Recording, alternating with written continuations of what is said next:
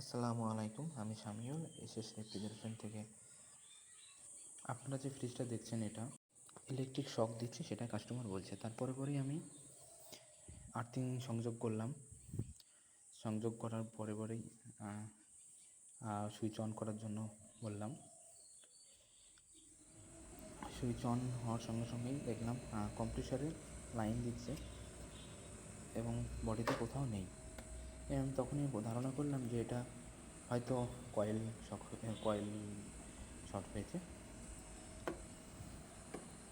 তারপর সাদা বডি আমি চেক করলাম কোথাও আছে কি না। তো ফ্রিজের কোনো বডিতে নেই, তবে ডিপ যেটা ডিপ আছে সেটাতে আছে, কারণ সেটা কম্প্রেসারের সাকশন পাইপের সঙ্গে যুক্ত থাকে, তার জন্য এটাই লাইন আছে। আমি ভালো করে দেখে নিলাম। ডিপের সঙ্গে যে স্ক্রুগুলো আছে স্ক্রুতেও আছে লাইন।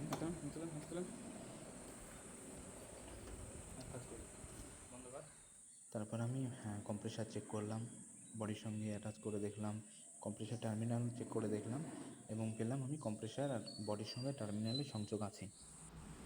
তারপর আমি চেষ্টা করলাম কম্প্রেসারের সঙ্গে আর্থ লাগিয়ে সেটা সমাধান করা যায় কি না। যদিও হালকা থাকে সেগুলো, তো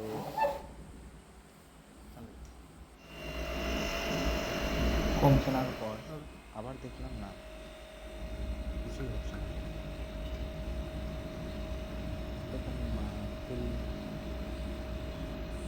এবং কাস্টমারকে আমি সঙ্গে সঙ্গে বললাম আপনার কম্প্রেসার প্রবলেম হয়েছে। কম্প্রেসারের যে কয়েল আছে সেটা শক হয়ে আছে, এটা খুবই বিপজ্জনক। যতটা চেষ্টা করবেন এটা চেঞ্জ করে নেওয়ার, কারণ এটার জন্য বিপদ হতে পারে। এবং সম্পূর্ণ বুঝিয়ে দিলাম এই জায়গায় হাত দিলে এটা হবে।